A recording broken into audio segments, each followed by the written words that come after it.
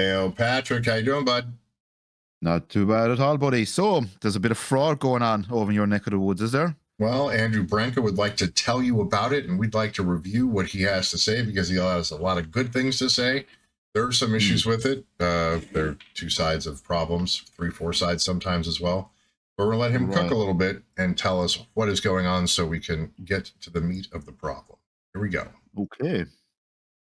The Vice President's Anti-Fraud Task Force suspends 221 California hospice and healthcare providers so far, representing a 216% increase from numbers reported just last week. Christopher Rufo here. Experts from Harvard, from the Department of Health and Human Services, from LexisNexis Fraud Division, have told us that fraud in California is unprecedented. Totaled at least $180 billion. California Governor Newsom responded to that report saying it relies on, quote, So just look at that number. California's lost at least $180 billion. They don't know how much it is. There's no upper limit here. That's right. So the $180 billion does measure a floor, right? That's the bottom, right? But that's just for that one kind of fraud, the Medi-Cal fraud. There's also EDD fraud. There is the homeless NGO fraud. There's all these buckets of money that California is filtering federal funds into the state, and then it just goes away. California, for the homeless funds that they handed off to NGOs, lost over $20 billion on that. I think it was about $26 billion, right? So functionally what happens is you pay federal income tax in whatever state you're in, and because of California's policies, California says, hey, check it out, federal government. We paid this much money out, reimburse us. And the federal government says, here's your money, right? So the checks and balances. Go ahead. Yeah, I remember when we were doing a video on fraud there a while back. The checks and balances are literally not there. Yeah, they're not in place. I was shocked how easy it was just to open up a hospice, for instance. You just find a building, stick up a sign, and you get paid. That's it. We also did an episode on Van Nuys, California, in LA County. LA County represents approximately 3% of the population in the United States, but they represent approximately 12% of the hospice fraud, or just the hospice businesses. And a lot of those clients that they have don't die, which is very strange. Hospice is put in place, right? It's palliative care. If someone's going to pass away, you put them in palliative care to ease them out, because it's sad, but it happens, right? Yeah. Grandma's going to go, I'm going to go, you're going to go, everybody's going to go eventually. And part of the way that they ensure that this process is eased is by introducing a thing called palliative care. Now, the palliative care industry in Southern California, specifically in LA County, is insane because a lion's share of their clients survive. Not only that, it is fraud in that they're stealing their Medicare numbers, and then they're putting them into these processes. And then if you're just happen to be a senior citizen who's alive and doing great, and they have stolen your number, you are refused any other kind of care at the time, and you have to clear it up, right? So I remember watching a news report about that. Right. One lady, she had an awful time trying to get her insurance back up and running after this fraud was perpetrated on her number. Yeah, she had a pickleball injury in her shoulder, and they're like, "You're in palliative care." She's like, "I am absolutely not in palliative care. I need an MRI on my shoulder, right? I need that." And they're like, "Well, sorry, can't. You're gonna have to prove you're not in palliative care." She's like, "I'm on the phone and talking to you. Should be a pretty good indication. When I tell you I got injured playing pickleball, I'm obviously not in my bed, right?" And if you want to know, pickleball is bad tennis with a hard plastic ball. Interesting looking tennis is what I pretty much. It's like taking a ping pong table and raising it up and then bringing the tennis court on down. It's basically ping pong with extra steps. Unfortunately, Patrick, it's pretty fun to play. Okay. Just going to put it out there. It's like open air racquetball with a different kind of ball. It's, I don't know, comparing it, it is really fun. Sad face. I've played it and I enjoy it. So, that's fair enough. Fair enough. No, I'm not going to judge. You shouldn't. You better not. We're going to let him cook a little bit more. Here we go. That's the floor. At least $180 billion. They just arrested a group for $50 million in theft. $50 million is a tiny, tiny, tiny fraction of $180 billion. Yeah, it's a drop in the bucket, which means if $50 million is a drop in the bucket, how many people are getting, I don't know, even just $300,000 or $400,000, right? understanding that the California taxpayers with their state tax are paying into this problem. We're paying into it with our federal taxes, and federal monies that come from the other 49 states that have managed to balance their budget in this space. We've been unable to do so. We just can't balance it for some strange reason, right? On top of that, we're not supposed to be able to pass a state budget that isn't balanced. Like, they have rules, except that when you have a single party state, it's not going to be great, right? No, it's not. And we've seen it in other parts of the United States where technically you're not supposed to pass a budget that doesn't balance, but they get passed anyway. Right. Well, we're also talking about, is it legal or not legal to perform a task, right? So when they change in certain states the requirements, right? So you don't have to have children at your daycare as long as they're on an enrollment sheet, right? Yes. So the guardrail is completely removed because you can submit an enrollment document that says, I have 11 students. And they say, okay, we'll give you X amount of dollars per student on your rolls, right? Not that we can confirm have been attending the daycare, which shows that the money is actually going toward the purpose it's been designed to do, which is to ensure daycare is there for those who cannot afford it, right? And California's got a ton of really great programs, amazing programs, but somehow we're just a little bit over,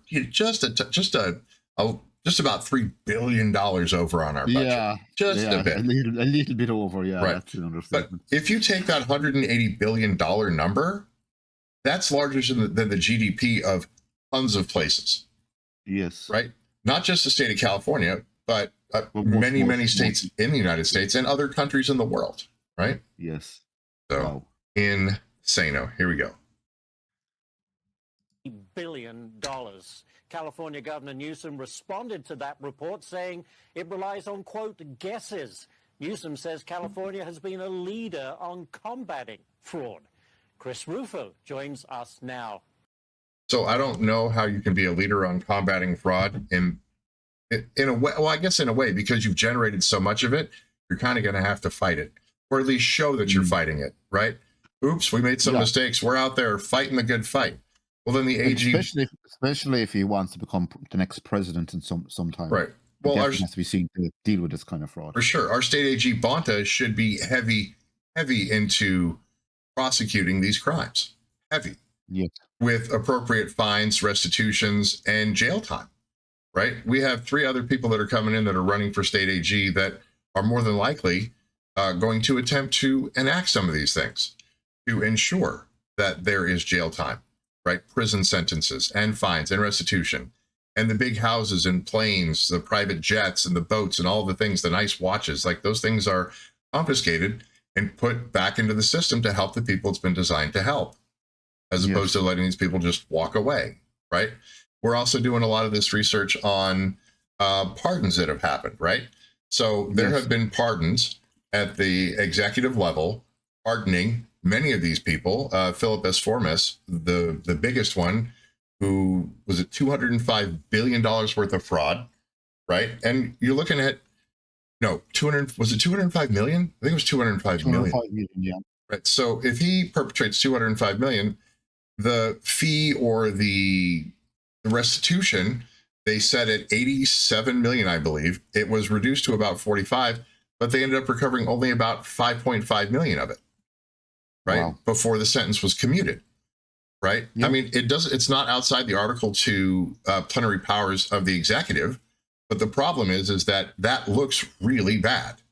It looks like this guy's got money and we're going to give him a reprieve. Right. But then you look at this other one they're probably going to bring up later that it's $7 million. Right. Well, that's nowhere near 205 million. But going after the 7 million, I think kind of looks like we're going to get him. Okay, you got them, great, but what about the ones in that framework that are bigger than the 7 million and less than 205? Like it's not appropriate at all. No, right? It's not appropriate. I don't know why it was done, and I don't know the players, right, personally, and I haven't seen a lot of really good workups onto why it is it happened. But again, sometimes something is lawful, but it is awful, right? That's just the way that it is. The lawful awful is the roles and some of the commutations of sentences and stuff like that. But it's very kind of disingenuous to the Justice Department who put together that case to get this gentleman prosecuted. Right. And there was have him literally walk free afterwards. It was very, very. Oh, for sure. Very For sure. The one big restriction on that is it wasn't a complete pardon. So those things, should they come up again, they'll be nailed, right? Those top 10 or 11, 12, whatever that were altogether in, way over $1 billion worth of fraud, right? Or various and cornucopia things that they had done, right? So, all right, let's get back to it. Chris, what's your response to Newsom's response? Yeah, well, Gavin Newsom is definitely becoming associated with the word fraud, but it's not for fighting it, it's for enabling it. And look, even under the most conservative estimates, experts from Harvard, from the Department of Health and Human Services, from LexisNexis Fraud Division have told us that the fraud in California is unprecedented. It represents the largest financial crime in American history. So LexisNexis is interesting. So with LexisNexis, they end up being on a lot of corporate heads as the point for service of legal documents. Right. Right. So in your corporate charter, you need to have an agent for service identified. But LexisNexis becomes, for a lot of these, their agent for service. Like if you have legal documents, civil cases, whatever, to file against a corporation. Let's say you wanted to sue a company. We'll take Daimler Chrysler, right? You want to sue Daimler Chrysler for whatever. So to sue them, you need to serve those legal documents on the agent for service, which is LexisNexis, which is why LexisNexis, as this entity, would be able to identify fraud based on the amount of people or corporations they represent as their agent for service to relieve legal documents to then get to the legal departments of these corporations, right? It's just, that's why that entity has that information and why it's pretty damn viable. If they give you numbers, the numbers should be pretty good, right? Wow. Just that's if you don't know what that is, I think it's just a good thing to know what that is and why they would be viable and why they'd have the information. Right. All right, here we go. And scammers have been stealing billions of dollars per year. Some estimates say as high as $50 or $60 billion a year from the state of California, from federal taxpayers who actually send money to the state. And so, look, this reputation is catching up with the governor. He's right. If I live in Ohio, Delaware, Rhode Island, Florida, Maine, Nevada, I don't want to pay for California's issues and problems, right? No, that's not. They shouldn't have to either. Right. So with 40 million people, we represent a huge chunk of 330 million people. But the 290 million other folks in the country shouldn't be paying for the issues that these 40 million are causing in the system. If our guardrails aren't up and high and safe, and we can't protect our own monies, and then again, the monies for those from other states, that's really not a great deal. That's not good, right? It's fairly unforgivable that we're functionally, as a state, because we voted for all the bread and circuses, we're stealing from other states. And we've actually functionally streamlined the process because, again, the guardrails aren't up. And they're going to go into it later, how the guardrails were reduced in Minnesota, California, and a few other places, right? One of the issues I have with this is it looks like it's consistently a slam piece on the left, right? And don't get me wrong, the right has problems as well. The Republican right has problems for sure. We'll go over them, right? There's a little war going on right now. Maybe not the best war, right? Lots of money being put into that. But today we're just going over fraud stuff in mostly California based on the 3% of population in LA County functionally taking 12% of the monies that are going to this fraud engine. It's really, really bad. So. Wow. Patrick? But I have to say one thing. When we looked into this story, the numbers are absolutely staggering. They're astronomical, yeah. Yeah. It's just, as he said, it has to be a feature of the system to have this fraud. For sure. Oh, yeah. It has to be, because you don't suddenly walk out the door with this kind of fraud without a lot of the hires up not knowing about it. Right. Well, since California's single-party system has functionally been in place since 2011, when Arnold Schwarzenegger, I believe that's when he left office. Yeah. Since then, we have always had the state assembly, the state senate, and the governor has been a Democrat every time. And the bureaucratic backlog and the bloat of our bureaucracy has at least tripled. That means we're spending a lot of money into people doing jobs and then not achieving the goals, right? So let's say you have a homeless problem, right? And we have a massive homeless problem in California, right? So the way the bureaucracy continues to get the federal money is by continuing to have homeless people. So then you have a homeless industrial complex because you're constantly in a bureaucratic state trying to get money to justify the thing that you're doing. They're not there to solve the problem. They're there to make sure the problem is just big enough that we can continue to get the funds or even more funds year to year. As they say, keep the gravy train rolling. Right. All right. Right. And that's when you're saying this thing has to be by design, it pretty much has to be. If you pay someone a lot of money to solve a problem, but the problem never gets solved and you keep paying them to solve the problem, then they're not going to vote against their wallet, right? They're not going to vote against their bank account. They're going to be like, no, let's continue to do this thing that is earning us money, as morally or ethically bankrupt as it is. Yeah, especially with these NGOs. Even over here, a lot of them are just a scam. They're there to think. Yeah, I'm trying to find a nice way of saying a bit shady is the word I was going to use. A bit shady, just a bit. Billions of shadiness. Yeah. Okay. Yes. Especially even the homeless issue. I'm just thinking of my own country at the moment. Yeah, Ireland's got a problem with it too, but for sure. Yeah, the NGOs is absolutely ridiculous. The amount of NGOs we have. We have one registered NGO in Ireland for every 120 people. just bear that in mind. So wow. These NGOs are. Me personally, I've worked with and worked for many NGOs over my lifetime, and I have to say, after working with and working for NGOs, me personally would never, ever again volunteer or work with an NGO ever in Ireland ever again. So they left that much of a nasty taste in my mouth. Chris Rufo still got more to say. Let's see what he's got. Going to try to run away from it, but the facts are not on his side. So what's the most egregious example of fraud that you found? EDD, but I think they're going to do something else. Sure. Well, really, Medi-Cal is the 100-pound fraud within the system. And HHS officials told me that they estimate that the state of California is now losing up to $50 billion a year to fraud. And what I've noticed in the reporting is that it seems like every criminal enterprise from around the world has looked at California as a vulnerability. They're seizing. In our reporting, we show that Right. So there's the EDD fraud is a problem. During COVID, we were giving out billions of dollars unchecked. And shortly after the COVID thing kind of blew over, we had a massive budget surplus. As opposed to paying back the EDD, we didn't do that. We just kept the funds. And now the federal government has assessed employers to pay a tax to pay back what California took because the state of California has refused to give the money back. And now that they're running a budget deficit of $3 billion, they're just not going to have the money. And it's a large figure. It's not good. It's not. Know that it's bigger. The problem is bigger than this one. And California said, we're just not going to pay it back. We're just going to keep the money. Well, what's funny is all the other 49 states paid theirs back. Every other state paid theirs back except California. Wow.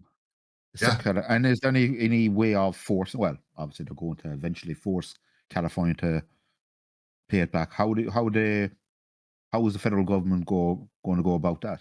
The mechanism's already in place. They're taxing the employers. Wow. Since the state of California won't pay, all of those who employ persons in the state of California that pay federal income tax, they're just going to assess the employers. You can't get away from it. You can't get away from it. You run a business, you can't. Right? No. They're going to get their money, and if the state of California doesn't want to, then they'll punish the employers, which means less jobs, less opportunities in the state of California. This place has such amazing potential. Amazing potential. If you ever visit, you're going to love the weather. It's just one of the most beautiful places in the entire world. Problem is we pay this thing functionally known as a sunshine tax, which is how much shit will you take from the state of California before you leave, right? And now they're going to introduce a wealth tax of 5%, which taxes never really seem to go away. And about 200 people on that list that earn over that $1 billion mark, they also backdated it. So if it gets signed into law in November, if you lived in California on the 1st of January 2026, then you're going to get assessed that 5%. They're just going to send you a bill for 5% of everything you own, all of the things. You have $1 billion, you're giving us 5%. You have $2.8 billion, we're going to get our 5%. But if they've already moved, I don't know how California is going to justify it, right? Yeah, obviously, how would you justify it if you're physically not in that state? Can they chase them down? I- How's it going to work? I don't know. What I would guess these they're billionaires going to just have get on a to. plane, leave the United States, just completely leave Right. it? Well, they're going to have to. California do that? They're going to have to levy them. They're going to have to levy. Yeah, but they're going to have if to they're levy not in them. the jurisdiction, yeah, it's going to. Well, it's even more You know what? complicated than that, actually, because what Oh, they're going to right. have to do is they're going to have to do a thing called a writ of execution, which is horrific to file and horrific to function with. And then you're going to have to serve that writ on every financial institution attached to that billionaire to freeze all of their assets. Once you've frozen their assets, then you can take all their stuff. Yeah, right? but if you're a billionaire, look, you can go pretty much anywhere in the world you want. That goes what I was saying. Well, no, But if you look on a map, they tend to congregate. Go ahead. Yeah, but the sad thing about California is they seem to shoot themselves in the foot all the time. Yeah, well, they'd shoot themselves in the foot if they weren't busy violating Second Amendment rights as well. So you can only shoot yourself in the foot with a 10-round magazine in California. All right, that's the line in the sand, is it? It is 10 rounds. It's an arbitrary number and it's absolute trash. But anyway, right, okay. let's let these boys get to work. Let's see what Mr. Branca has to say. Describe it. They look over at America and they see just a giant bag of money that's been left unattended and is there for the taking. And they, from their low trust cultural view, they say we'd be crazy not to take that money. It just makes sense, right? If you come from a low trust culture and somebody's going to leave their bicycle out, well, that's your bicycle. Right. You have failed to secure your bicycle. That means it's my bicycle. Yes. You have failed to secure your federal funds. Therefore, we're going to take them. You have failed to secure your state funds. You have failed to put up guardrails, safeties, checks, and balances. So that means it is incumbent upon me to take your money because you're stupid enough to put it on your front porch. And I walk by, I'm like, oh, it's a bag of money. I'm going to take your bag of money.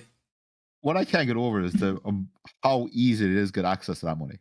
It's just ridiculously easy. Yeah, they're totally going to go through that here later in the video, and it's actually it's funny, but it's not funny. Yeah, I remember when we were looking up before in the last we did it a while back. It's harder to set up a proper bar, say a bar restaurant. Yes. Yeah. Yes. Than actually set up one of these Medicare frauds. For sure, super easy. Crazy. And the best place to go is Van Nuys, California, if you want it. Apparently, they all know. They all know. And it's funny about Van Nuys; it's actually the porn capital of the United States. Oh, okay. There you go. And the hospice care apparently as well. And hospice, yes. You get done in one way or another. Apparently, in Van Nuys, California. I'm really trying not to make an inappropriate joke. I know. I set it up for you so you didn't have to, so that people could be like, haha, I get the joke. And Patrick maintained his cool. Good job, Patrick. All right, here we go. Neo-Nazi prison gangs, Romanian fraud scammers, death row inmates, and foreign fraud gangs have all been ripping off the state of California to the tune of hundreds of millions of dollars. Pretty interesting. During the EDD stuff that was going on, inmates in the system in the state of California were getting massive checks, 5-10 grand. And then since they could only have X amount of money on the books, I think at the time it was like $400, all that money went back to the state. That money went back to the state.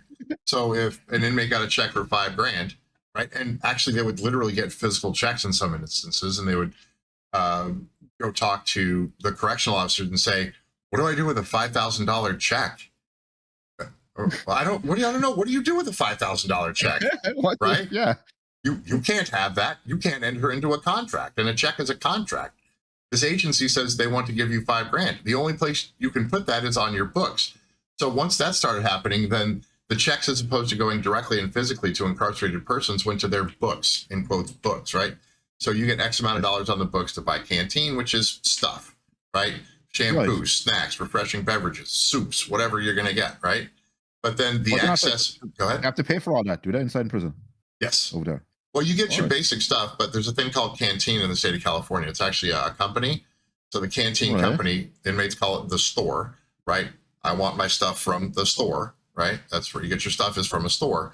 And then they would get their stuff, but then if they would notice that they had a lot more money than they had before. So we had a rush of orders from canteen, and all the cells are just getting full of stuff. Right? Like, what the hell's going on? So, but again, if you get a check for $5 grand, it somehow gets to your books, you keep 400, then the 4,600 or whatever the amount left over is goes back to the state. So what does it do once it Okay. gets to the state? Yeah, but then where does it go? Where does that money go? Right? It then becomes unregulated monies that they have that tend to shore up their budget, right? Which is why we had all that excess money in the budget, right? Along with a lot of the tech guys in Santa Clara County and in the San Francisco Bay Area who have tons of money, right?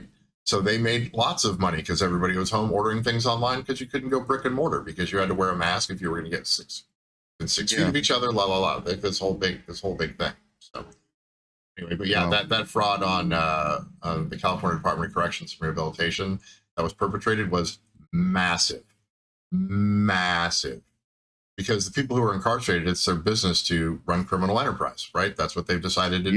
They have a lot of time in their hands. Obviously, everyone needs hobbies. Right, and they got a good one: defraud the state and federal government. It worked out for them. So, all right, here we go. And we're just looking at the tip of the iceberg. You know, the buck stops with the governor, clearly, but how many people are dropping the ball on this? Because if it's that easy to steal money, there's got to be a lot of failures along the chain. Yeah, well, what's happened is that essentially California is operating many of its public programs, in essence, on the honor system. There's very little oversight. During the pandemic, when California was distributing tens of billions of dollars in unemployment insurance, there were only 2 state employees in charge of guarding against fraud for the entire system. And even worse, some of those employees that were in... Yeah, a lot of those payments were auto payments too. Like if you sent in something to EDD, they just didn't have time. They just cut you a check. It's just 2 people in charge of all this. Right, for millions of employed persons. Millions of people, yeah. Yes. Wow. In charge of guarding various programs were committing fraud themselves. Right. We've seen this through criminal indictments, and it goes all the way to the top. It's outrageous. Right. AG Bonta should really be on this big time. He should be like, this is absolutely uncalled for. He should be going after these folks. There's lots of agencies underneath the state AG, Attorney General, that would give him the ability to research and then bring it to the grand jury, have the grand jury say, yes, you can charge, and then they should be indicted and they should be charged. And then they should pay back. Yeah. But I don't know why that state agency has failed to do so. It doesn't make any sense. What Bonta is waiting for. Yeah. It's very, very strange. Is it? Yeah. Well, here's the other thing. So state agencies in the state of California, some of them don't have appropriate transparency. In fact, most of them. You don't know what they're buying or what they're doing with their money. You just have to depend on them to tell you all of the things. It's an honor system thing, right? If the transactions could be tracked by the state as opposed to accepting reports that are self-generated from those agencies, then there would be a lot more ways to hold people who have failed like this accountable. For instance, the Proposition 50 that came out recently, the gerrymandering thing, when the first mail-in ballots were sent out, the maps were wrong, so they had to reprint the maps. It cost the state of California $250 to $300 million to send them all out again. No one was fired. No one was held accountable. None of that. Right? If you think about it, imagine if you were working for a private company and you made such a mistake. You're guaranteed to lose your job at a minimum. Right, but then there would be fraud charges and there'd be all kinds of investigations internally because you failed so egregiously, right? That's horrible. Yes. $250 to $300 million in a system where the state is taxing me 13.3% or greater if I made more money, right? Then where does that go? I got to tell you, the state franchise tax board here in California is like the mob. You're not getting away from them. No way. They will get their pound of flesh, and if it's the pound of flesh closest to your heart, that's the one they get. Oh, wow. Yeah, they don't play. They're real good about recovering funds and levying and getting your things and all that. So, all right, here we go. Okay, let's move on from there.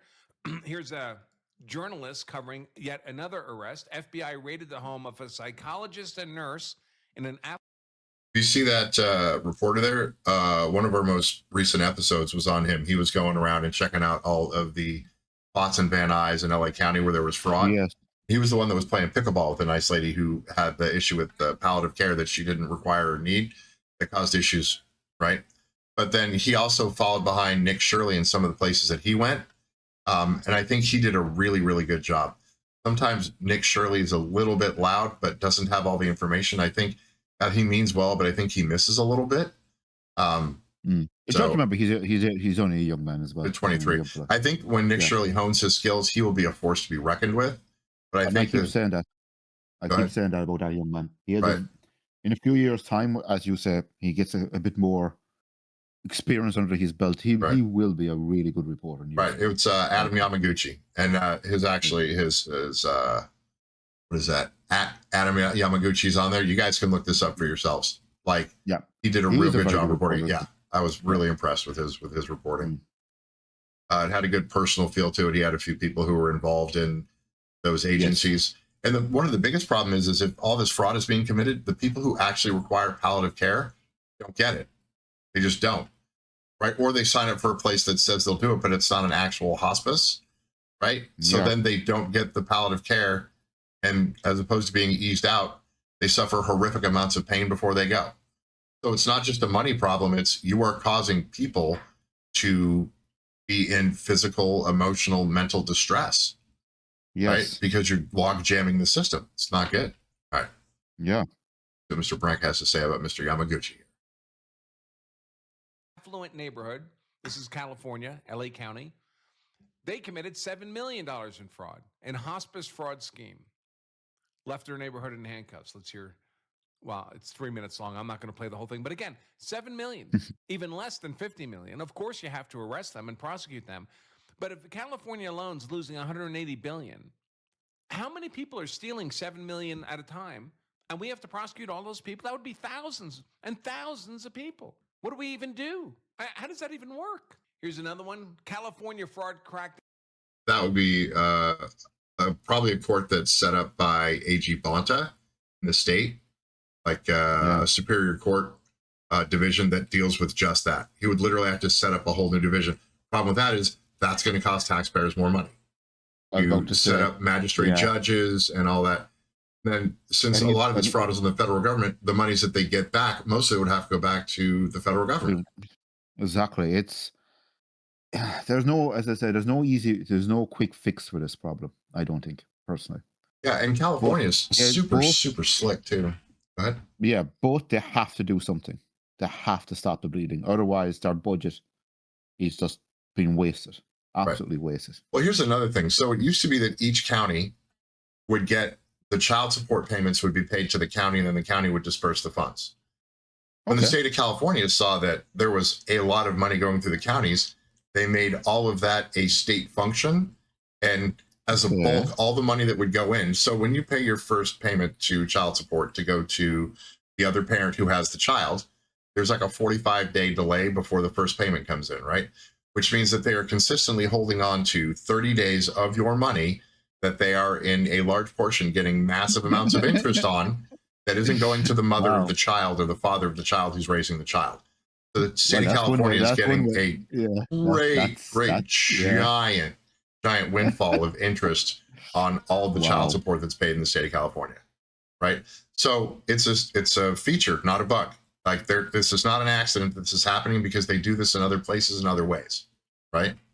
And I don't think scamming the parents of children by stealing interest off the money they're paying to help raise their children, they're then encouraged to levy as much child support as they can, right? Yeah, definitely. It's not a non-biased third party. It's the more people that pay child support, the more money I get into the system, therefore earning interest on that money.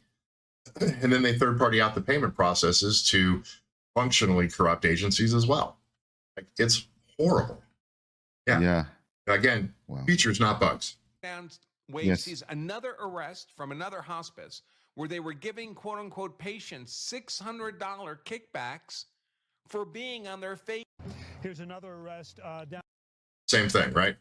So it's the same thing, but it doesn't look like they're arresting the big fish. See what I'm saying? No, that's what I would say. That these all seem to be not being sarcastic, but Mickey Mouse cases. Right, in relation to the larger breadth of the fraud, right? And then the ones who are up on the top end, it seems like whichever executive is in charge, that's the Article 2 executive, is giving commutation of sentences. And the Office of Victim Services for the federal government says that's not great. And you said before, all the folks that were part of those teams that filed these pleadings and all the attorneys that recovered these funds have been told, thanks for your work, but we're not going to get the money that was going to go back into the system for victim advocacy of whatever stripe it is in, or whatever style it happens to be being paid out in, right? So here we go. In Topanga Hospice, and here they were paying kickbacks to the patients, giving them $600 a month in an envelope. That's because they were getting... The hospice facilities owned by this couple and their family don't seem to ever pass away. So the feds are here for a reason, Cal. Again, the palliative problem with, I put you up in hospice and then you lived through the hospice, which means that after a cycle, I can again recycle your number because it came back in. The services were never provided, which means the business that set up the hospice isn't out any money.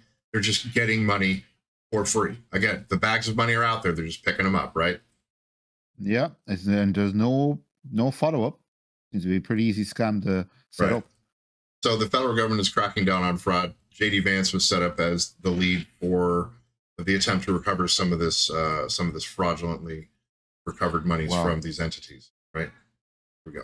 California was giving out thousands of hospice licenses to people who are unqualified, no oversight, and of course taxpayers have been paying for it ever since. Effortless theft of tens of billions of dollars, much of it in tiny little bites like this. Christopher Rufo again, he posts, multiple senior HHS officials estimate that under Gavin Newsom, California's state Medicaid program has lost 25% of its budget to fraud. Taken California's... Yeah, that's insane. So 25% of the budget that is supposed to go to these entities to actually help people is just getting winnowed off. Yeah, it's just getting flipped, right?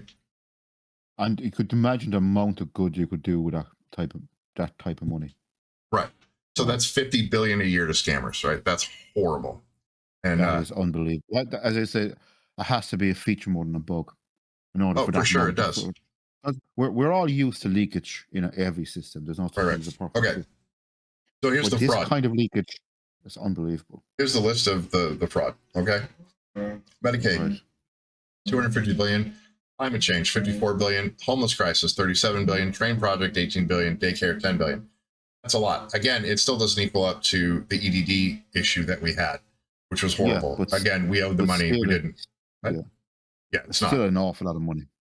Jesus, if you think about it, the amount of systems or safeguards you could put in place for people as they get older or so on, say free travel for elderly people, a lot of good you could do in California with this type of money. Just to ease the burden on people living in California. Right. And we have a lot of social programs and they're very robust. We have great things here. But again, when you have great things, but then there's no safety rails, there's no guards, there's no follow-up. Yeah. And then he talked about it. I don't know if we're going to get to it, but he talked about setting up an LLC that does a hospice. The hospice does both of the functions of licensing and then saying, yes, we're compliant. Right. So they get the licensure. Right. And then they self-report that they're good. Yes. Right. It's not two agencies, right? So, yeah, it's more of a pinky promise kind of setup. That's not great. Here we go. It's the mission of the homeless program. It's just like the mission of the hospice program. It's not to provide hospice care. The climate change initiatives are not to save the climate. The homeless initiatives are not to prevent homelessness or reduce homelessness. It's a money looting program. And all these things are just labels you put on the looting program to justify being able to capture the resources that you then steal. Right. It's because of the bureaucratic bloat. A bureaucratic system is going to fight to maintain its life. Right. Of course it is. We talked about it before, right? So you can say that the climate change group has a goal, right? And that goal is going to be self-preservation. You continue to have the money come in and they lean in some sort of direction to achieve that goal, right? Yeah. If I say the thing, I get the thing. A lot of these programs are great on paper. Oh, for sure. But they're just so badly managed. It's absolutely comical. Yeah, no guardrails, no safety net. Yeah, it's horrible. All right, here we go. Yep. The train project, $18 billion, not a mile of track laid in what, 10, 15 years? The money's being spent. Bottom.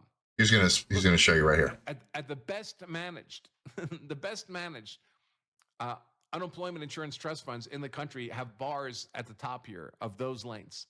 And California has a bar in the negative that's a multiple. Right. So that's every other state. Every other state is positive. All of them, except for California. Right? All of them except us. Right? And we are 20 billion the wrong way on the bottom of that graph. Here we go. Yes. Of that land. A multiple. It's all being stolen. Unbelievable. Lauren Chen, independent journalist, writes, this is insane. California has the biggest budget deficit in America at a... Facts. That is not good. But we'll go to the other states funding this problem. Tax. She writes, here's the thing. The state spent $8.4 billion per year on healthcare for illegal immigrants alone. Think about what that means.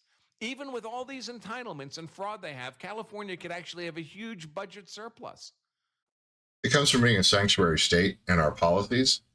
I'm pretty sure it's in violation of federal supremacy to hand out federal monies and resources to non-citizens without getting some kind of a waiver to do so, right?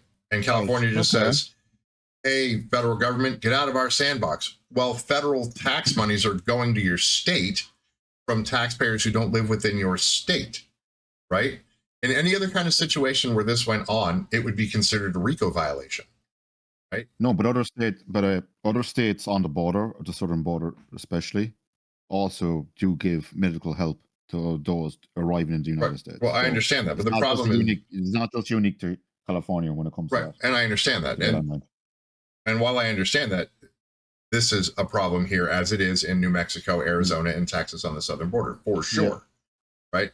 But other states don't have the kind of budgeting issues that we're having, right? And we're replacing a lot of our population with illegals, California, right? So if you just check U-Haul in the past 10, 12 years, we've lost 8-9 million people, but our population is still roughly the same. The only way that that happens is with illegal immigration. Well, legal immigration as well, but legal immigration doesn't account for the 8-9 million lost when our population is still just at or below 40 million people, right? So, wow. Here we go. Of $5.5 billion. Just take that $8.4 billion they spent on illegal healthcare, free healthcare for illegals. Don't spend it on illegal healthcare. If you had just kept that money in the California Treasury, you would have wiped out that deficit and had a surplus of $5.5 billion. Which still wouldn't pay back what we owe to EDD. If only they would stop giving taxpayer-funded health care to illegal immigrants. If they stopped giving health care to illegal immigrants, they would have enough money to continue all the government programs they have for Californians and lower taxes and pay off their state debt. Right, so it's how the system was designed. Right, it's how the system was designed, just like we were talking about. Institutionalized. I mean, we'd all be in flying cars.